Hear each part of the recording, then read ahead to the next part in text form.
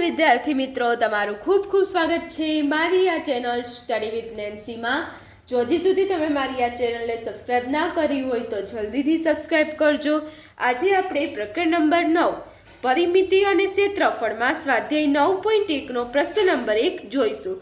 તો જુઓ, પ્રશ્ન નંબર 1 અહીં આપણને આપેલો છે કે નીચેના દરેક સમાંતર બાજુ ચતુષ્કોણના ક્ષેત્રફળ શોધો। તો સમાંતર બાજુ ચતુષ્કોણ, તો આપણે શું શોધવાનું છે? ક્ષેત્રફળ શોધવાનું છે। તો સમાંતર બાજુ ચતુષ્કોણ કે જેને ચાર બાજુ ચાર ખૂણા હોય એને આપણે શું કહીએ? ચતુષ્કોણ કહીએ। અને સમાંતર બાજુ ચતુષ્કોણ જેની સામેની બાજુ સમાંતર હોય, એ સમાંતર એટલે જ્યારે જે એકબીજાને છેદતી ન હોય તેવી અને સમાન હોય, કે આજે આ બાજુ અને આ બાજુ કેવી હશે? સમાન અને સમાંતર હશે। આ બાજુ ને આ બાજુ કેવી હશે? સમાન અને સમાંતર। સામેની બાજુ સમાન હોય, કેવો ચતુષ્કોણ થાય? સમાંતર બાજુ ચતુષ્કોણ કહેવાય। તો આપણે સમાંતર બાજુ ચતુષ્કોણનું ક્ષેત્રફળ શોધવાનું છે। ક્ષેત્રફળ એટલે કે તે વસ્તુ કેટલી જગ્યા આવરે છે, કે આ કુલ જગ્યા હોય એને શું કહેવાય? ક્ષેત્રફળ કહેવાય। તો હવે જે ક્ષેત્રફળ છે ચતુષ્કોણનું, એનું ક્ષેત્રફળ શોધવાનું સૂત્ર આવશે કે સમાંતર બાજુનું ચતુષ્કોણનું ક્ષેત્રફળ બરાબર શું થશે? આધાર ગુણ્યા ઊંચાઈ। આધાર ગુણ્યા ઊંચાઈ। હવે જે આધાર ગુણ્યા ઊંચાઈ છે એનું શું થશે? સૂત્ર થશે। તમે આધાર એટલે આપણે ઇંગ્લિશમાં બેઝ કહીએ, અને ઊંચાઈ એને હાઈટ કહીએ, એટલે આને આધાર ગુણ્યા ઊંચાઈને તમે બી ગુણ્યા એચ પણ લખી શકો। એટલે આ શું થશે? સમાંતર બાજુ ચતુષ્કોણના ક્ષેત્રફળનું સૂત્ર થશે કે આધાર ગુણ્યા ઊંચાઈ। ઊંચાઈ એટલે કે જે ચતુષ્કોણ છે એની લંબાઈ કેટલું ઊંચું છે તે, અને જે આધાર કે જે એનું તળિયું છે, બે જેના આને શું કહેવાશે? આધાર કહેવાશે, અને આને શું કહેવાશે? ઊંચાઈ કહેવાશે। તો આ જુઓ, આધાર અને ઊંચાઈનો ગુણાકાર આપણે કરીએ। આધાર એટલે બેઝ એટલે બી, અને ઊંચાઈ એચ એટલે ઊંચાઈ એટલે એચ હાઈટ। તો હવે જુઓ, બી ગુણ્યા એચ શું થશે? આપણા સમાંતર બાજુ ચતુષ્કોણના ક્ષેત્રફળનું સૂત્ર થશે। તો તમે સૂત્રમાં આધાર ગુણ્યા ઊંચાઈ લખો તો પણ ચાલે, બી ગુણ્યા એચ લખો તો પણ ચાલે। એમાં હવે પહેલો દાખલો જોઈએ। તો પહેલા દાખલામાં અહીં જુઓ, ચતુષ્કોણ આપેલો છે, અને અહીંયા તમે જોશો કે આ ઊંચાઈ, આ જે આવી રીતે તૂટક રેખા દ્વારા જે દર્શાવેલું હોય તે ઊંચાઈ હોય છે। અહીંથી જ્યાં શું થશે? એની ઊંચાઈ થશે। અને જ્યાં આવી રીતે ખૂણો બનતો હોય, અહીંયા શું બને છે? ખૂણો બને છે, કાટખૂણો, એટલે આ શું થશે? એનો આધાર થશે। તો હવે જુઓ, આધાર આપણને 7 છે અને ઊંચાઈ કેટલી છે? 4 છે, એટલે આપણે લખી દઈશું આધાર બી બરાબર, તો આધારને આપણે બી કહીએ તો બી કેટલું આપેલું છે? 7 સેન્ટીમીટર। તો અહીંયા આપણે લખશું 7 સેન્ટીમીટર। હવે પછી ઊંચાઈ, તો ઊંચાઈ કેટલી થશે? ઊંચાઈ બરાબર હાઈટ, તો હાઈટ કેટલી થશે? તો અહીંયા જો તૂટક રેખા દ્વારા દર્શાવેલું છે, તો હાઈટ કેટલી થશે? 4 સેન્ટીમીટર। તો 4 સેન્ટીમીટર એની શું થઈ? ઊંચાઈ થઈ। તો આધાર અને આ ઊંચાઈ, તો 7 સેન્ટીમીટર ને 4 સેન્ટીમીટર। તો હવે જોવું, અહીંયા આપણે લખીએ કે સમાંતર બાજુ ચતુષ્કોણનું ક્ષેત્રફળ, સમાંતર બાજુ ચતુષ્કોણનું ક્ષેત્રફળ બરાબર, તેનું ક્ષેત્રફળ શું થશે? ક્ષેત્રફળનું સૂત્ર આપણે ઉપર જોયું, આધાર ગુણ્યા ઊંચાઈ। તમે આધાર ગુણ્યા ઊંચાઈ લખો તો પણ ચાલે, અને સીધું બી ગુણ્યા એચ લખો તો પણ ચાલે। તો અહીંયા બી ગુણ્યા એચમાં લખ્યું છે, તો બી એટલે આધાર, તો આધાર આપણને કેટલો આપેલો છે? 7 સેમી, એટલે અહીંયા 7 ગુણ્યા, હવે ઊંચાઈ છે, તો ઊંચાઈ કેટલી આપેલી છે? 4 આપેલી છે, એટલે 7 ગુણ્યા 4, તો 7 ચોક કેટલા થશે? 28, એટલે બી ગુણ્યા એચ કેટલા થશે? 28। અને હવે અહીં આપણે ખાલી સેમી નહીં લખીએ, શું લખશું? સેમીનો વર્ગ। આપણો જવાબ શું આવશે? 28 સેમીનો વર્ગ। ખાલી સેમી નહીં લખવાનું, કેમ કે આ 7 સેમી અને ગુણ્યા 4 સેમી, એટલે સેમી કે 2 વાર ગુણાશે, એટલે અહીંયા શું આપણે લખીએ? સેમીનો વર્ગ લખીએ। એટલે પહેલા દાખલાનો જવાબ આવશે 28 સેમીનો વર્ગ। હવે બીજો દાખલો જોઈએ। તો અહીંયા જુઓ, બીજો આકૃતિ આપેલી છે, એમાં ઊંચાઈ કેટલી આપેલી છે? 3 સેમી, અને જ્યાં જે આધાર છે, જ્યાં ખૂણો બને એને આપણે શું સમજવાનું? આધાર સમજવાનું। ઊંચાઈ તૂટક રેખા દ્વારા આપેલી છે, અને જે આધાર છે, જ્યાંથી આવી રીતે લીટી ઊભી થતી હોય એને ઊંચાઈ કહેવાય, ને આ જે ખૂણો બને છે એ આને શું કહીશું? આપણે આધાર કહીશું। તો અહીંયા જુઓ, આધાર બી શું થશે? અહીંયા આધાર કેટલો આપેલો છે? 5 સેમી, એટલે અહીંયા આધાર બી બરાબર કેટલા લખશું? 5 સેમી લખશું। પછી ઊંચાઈ, તો અહીંયા ઊંચાઈ કેટલી થશે? 3 સેમી, એટલે ઊંચાઈ એચ બરાબર 3 સેન્ટીમીટર। તો અહીંયા આપણને આધાર અને ઊંચાઈ લખી લીધી। હવે આપણે સૂત્રનું ક્ષેત્રફળ લખીએ।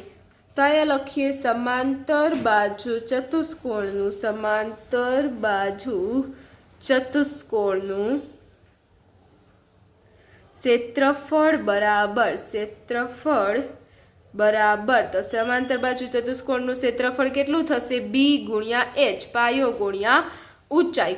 તો પાયો કેટલો થશે? આધાર પણ કહી શકો અને પાયો પણ કહી શકો. તો અહીંયા આધાર કેટલો આપેલો છે? 5 સેમી આપેલો છે અને ઊંચાઈ કેટલી આપેલી છે? 3 સેમી આપેલી છે. એટલે આપણે 5 ગુણ્યા 3 કરીએ તો 5 તેરીને 15, એટલે શું આવશે? 15 સેમી સ્ક્વેર. શું આવશે? 15 સેમીનો વર્ગ એ આપણા બીજા દાખલાનો જવાબ આવશે. હવે આપણે અહીંયા દાખલા નંબર 3 જોઈશું.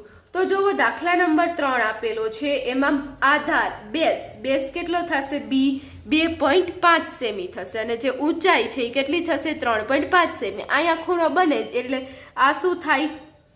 પાયો થશે એટલે આધાર થશે. અને જ્યાં આવી રીતે તૂટક રેખા છે જ્યાંથી ખૂણો આગળ વધતો હોય તેને આપણે શું કહીએ? ઊંચાઈ કહીશું.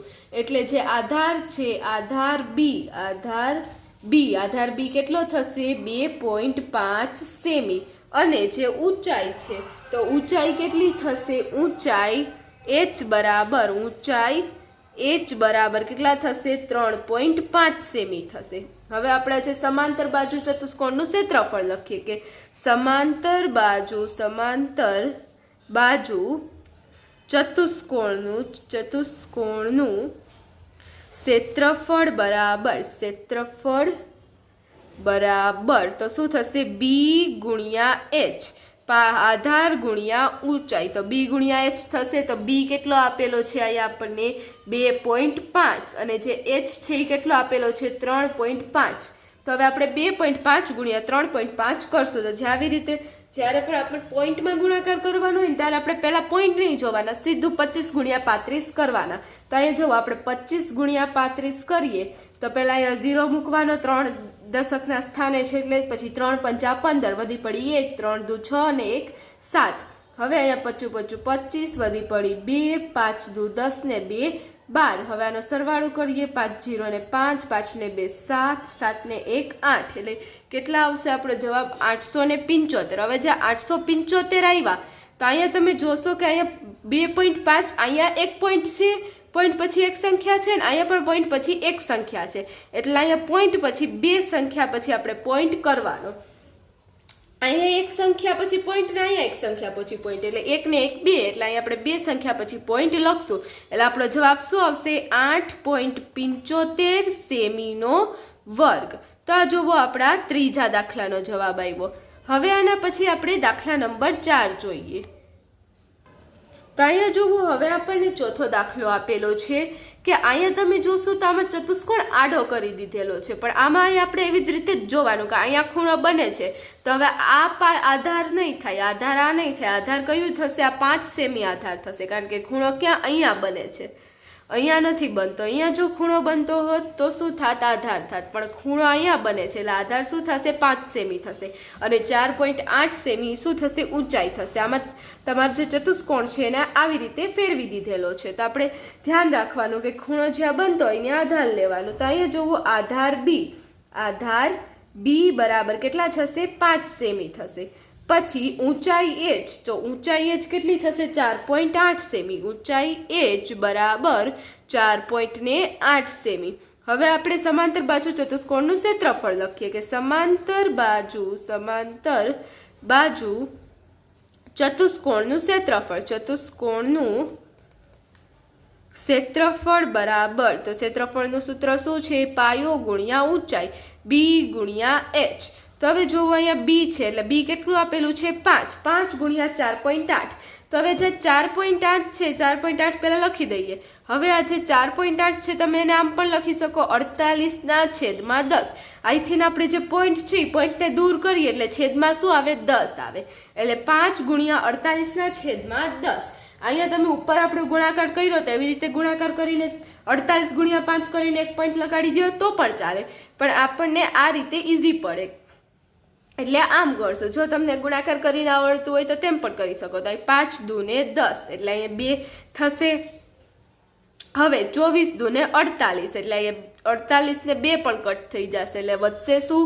24 એટલે 24 આપણો શું આવશે સેમી વર્ગ 24 સેમી વર્ગ એ આપણા ચોથા દાખલાનો જવાબ આવશે. અહીં 5 દુ 10 એટલે 5 ને 10 કટ થઈ જશે, 2 વધશે અને 24 દુ 48 એટલે 48 ને 2 કટ થઈ જશે એટલે જવાબ શું આવશે આપણો 24 સેમીનો વર્ગ. હવે પાંચમો દાખલો જોઈએ. તો હવે જોવો પાંચમો દાખલો આપેલો છે તો આમાં પણ એવી જ રીતે છે કે અહીંયા જોવું આ જે આધાર કયો થશે, આ છે આધાર થશે. અહીંયા આવી રીતે આપણે દોરી દઈએ કાટખૂણો તો આવી રીતે આ શું થઈ જશે, આધાર થઈ જશે અને આ શું થઈ જશે, ઊંચાઈ થઈ જશે. ઉપરના દાખલામાં તો એવી જ રીતે છે એટલે આધાર કેટલો થશે 2 સેમી, આધાર બી બરાબર 2 સેમી અને પછી જે ઊંચાઈ છે તો ઊંચાઈ h બરાબર કેટલા થશે 4.4 સેમી. તો હવે પાછું સૂત્ર લખીએ કે સમાંતર બાજુ ચતુષ્કોણનું ક્ષેત્રફળ, સમાંતર બાજુ ચતુષ્કોણનું ક્ષેત્રફળ બરાબર તો સમાંતર બાજુ ચતુષ્કોણનું ક્ષેત્રફળ શું થશે b ગુણ્યા h. તો b એટલે કે જે આધાર 2 આપેલો છે, ઊંચાઈ 4.4 આપેલી છે, 2 ગુણ્યા 4.4 એટલે 44 ગુણ્યા 2 કેટલા થશે 88. તો અહીંયા શું આવશે આપણો 88 જવાબ આવશે. પણ અહીંયા જે પોઈન્ટ છે અહીંયા એક સંખ્યા પછી પોઈન્ટ લગાડી દેશું એટલે આપણો જવાબ શું આવશે 8.8 સેમીનો વર્ગ. તા જોવો આપણા પાંચમા દાખલાનો જવાબ આવ્યો. અને અહીં આપણો જે પ્રશ્ન નંબર 1 હતો તે પૂર્ણ થાય છે. જો તમને વિડીયો પસંદ આવ્યો હોય તો લાઈક શેર સબસ્ક્રાઈબ કરજો જેથી તમને મારા બધા જ વિડીયો સૌની પહેલા મળી રહે. Thanks for watching.